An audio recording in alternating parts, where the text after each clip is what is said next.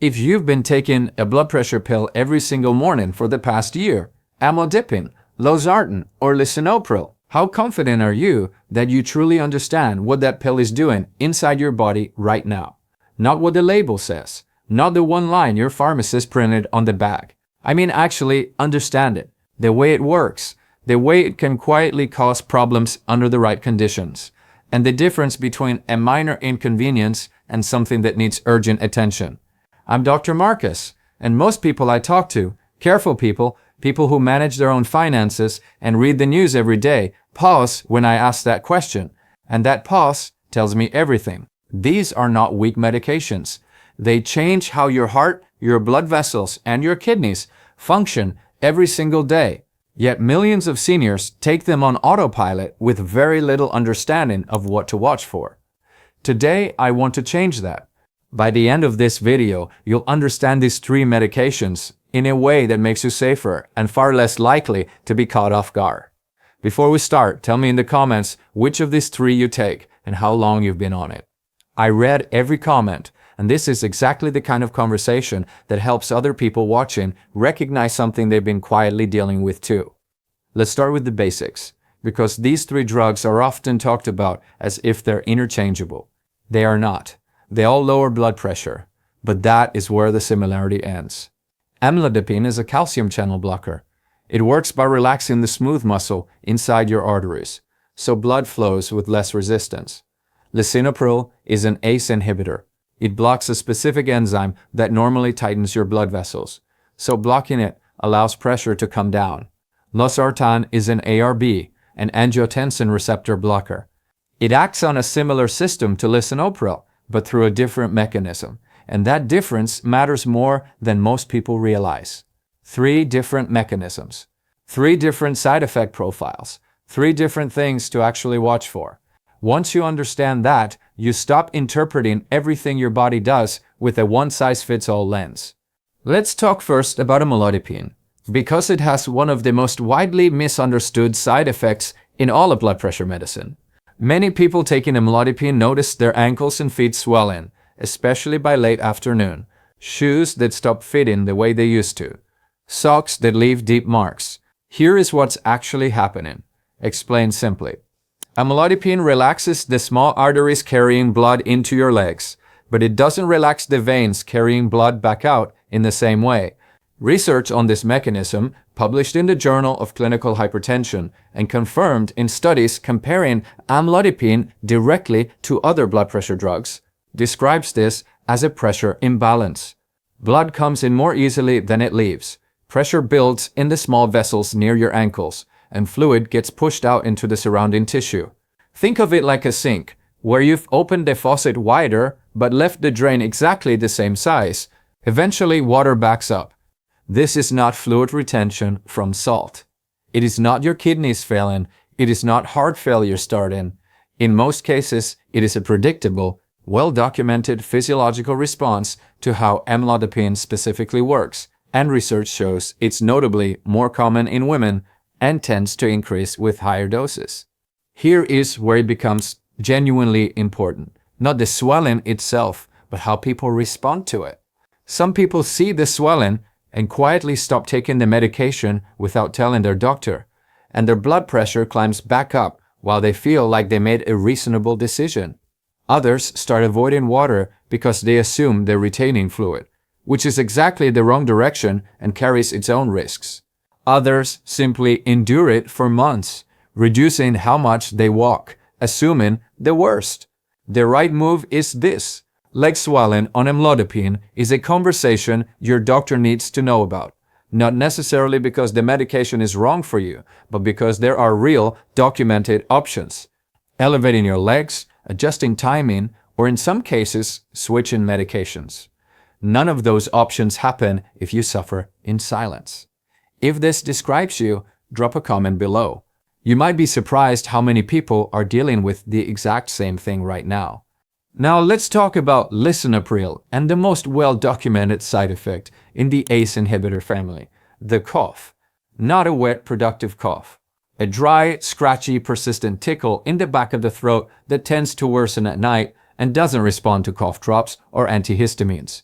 a landmark review in the Annals of Internal Medicine, examining over 400 studies on this exact issue, found that this cough occurs in somewhere between 5 and 20% of people taking ACE inhibitors like Lisinopril. Here's what makes it tricky. It often doesn't appear right away. Some people develop it in the first week. Others take months before it shows up, by which point the connection to their medication never crosses their mind. They blame allergies, dust, or a lingering cold. If you've had an unexplained dry cough for weeks or months and you're taking Lisinopril, that connection is worth raising with your doctor directly. The same research found that simply pausing the medication for a few days under medical guidance is often enough to confirm whether it's the cause. Now I need to draw a very clear, important line, because there is a symptom in this same drug family that is not a nuisance. It is a medical emergency. The same research review found that a much smaller number of people, somewhere between 0.1 and 0.2%, develop swelling of the lips, tongue, face, or throat while on an ACE inhibitor. This is called angioedema.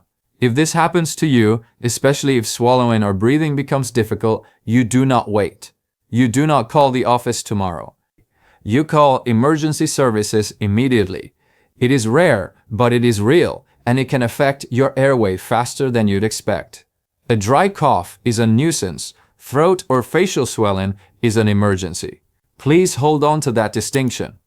And if nobody has ever broken down your blood pressure medication this clearly before, take a second and subscribe, because what's coming next could be just as important for your safety. Now let's talk about Losartan. And a danger that doesn't come from doing something wrong, it comes from people doing what they believe is the healthy thing. Losartan, like Lisinopril, works on a hormone system in your body that, among other things, helps regulate potassium. Research published reviewing ACE inhibitor and ARB use found that up to 10% of people on these medications experience at least mild elevated potassium levels. For most people, this stays in a safe range when monitored. But here's where it gets counterintuitive. Potassium doesn't just come from bananas, it's hiding in products actively marketed as the healthier choice, salt substitutes. Many popular low-sodium salt alternatives replace sodium with potassium chloride. So someone who's been told to cut back on salt switches to a substitute uses it on every meal and is now adding potassium into their system while taking a medication that already raises potassium levels. Large research from the Salt Substitute and Stroke Study, examining tens of thousands of participants, has specifically studied this exact combination, confirming that people on these blood pressure medications need real monitoring if they're also using potassium-based salt substitutes. The combination can push potassium high enough to affect your heart's electrical system, and the early warning signs are often quiet: unusual muscle weakness, persistent fatigue, leg cramping, tingling in the hands, or a fluttering, irregular heartbeat. If you or someone you know has switched to a salt substitute in the last year or two and takes Losartan or Lisinopril, that's a conversation worth having with a doctor, not because the substitute is dangerous on its own, but because the combination without monitoring can build into a problem that never needed to happen. There's one more scenario that doesn't get nearly enough attention, and it affects seniors more than any other group. What happens to these medications when you get sick? Not hospitalized, just a bad stomach bug, a few days of vomiting or diarrhea, or a hot week with heavy sweating and not enough fluids. When you're dehydrated for any reason, the same dose of Losartan or Lisinopril that was perfectly calibrated for a well-hydrated body can behave very differently. Blood pressure can fall too low, kidneys, already working harder due to fluid loss, become more vulnerable. This is one of the most practically important things I can tell you today. Illness changes the rules, and if you don't have a plan for what to do, whether to hold a dose, when to call your doctor, you have a real gap in your safety plan. Ask your doctor directly, what should I do with my blood pressure medication if I get a stomach virus or can't keep fluids down? It's one of the most important questions you can ask, and one of the least commonly asked. Here's a scenario worth picturing. Your arthritis flares up, your knees ache. You reach for ibuprofen, something you've used for years without a second thought. Now combine that with Lisinopril or Losartan, and possibly a diuretic on top. Research published in the BMJ, examining tens of thousands of patients, identified this exact three-drug combination, an ACE inhibitor, or ARB, a diuretic, and an NSAID like ibuprofen, as significantly increasing the risk of acute kidney injury. This combination is well known enough in medicine to have its own name, the triple whammy. The reason it slips through is simple. People don't think of ibuprofen as a real medication in the same category as their prescriptions. It's just something from the drugstore. But your kidneys don't distinguish between prescription and over-the-counter. They respond to chemistry. If you regularly use anti-inflammatory pain relievers for joint pain and you're on any of these blood pressure medications, especially alongside a water pill, that combination deserves a direct conversation with your doctor.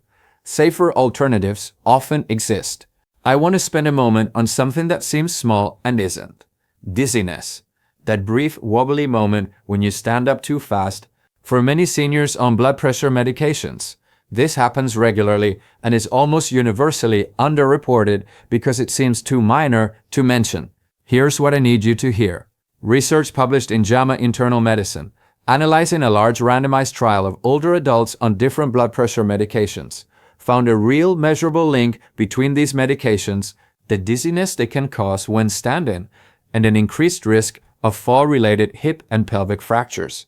In older adults, a few seconds of dizziness is enough to cause a fall, and a fall, particularly a hip fracture, can change someone's health trajectory for years. This isn't alarmism, it's documented in the research. The fix is often simple. Rise slowly, sit on the edge of the bed for a moment before standing, hold on to something stable. But dizziness that happens regularly or that doesn't improve after the first few weeks on a medication deserves a real conversation, not silence. Last, I want to address something that creates a lot of unnecessary anxiety. Blood pressure is not a fixed number. It moves constantly throughout the day based on sleep, caffeine, stress, and a dozen other factors. A single high reading on a rough morning doesn't mean your medication has failed. What matters is the pattern over time, measured consistently, same arm, same time of day, after a few minutes of quiet rest, monitor with a method, track the pattern, bring the log to your appointment. That simple shift gives your doctor far more useful information than one alarming number. All research referenced in this video is available for you to look into further, and I genuinely encourage you to bring it up with your own doctor. Amlodipine, Losartan, and Lisinopril are not rescue medications. They work through a steady, consistent presence in your body, not extra doses out of worry or skip doses because you feel fine. Understanding how your specific medication works is one of the simplest, most protective things you can do for yourself. If this helped you understand something about your own treatment a little better, subscribe to this channel and I'll see you in the next one. And before you go, tell me in the comments, has your doctor ever explained these specific side effects to you? Or is this the first time you're hearing it? Take care of yourself. You're worth the effort.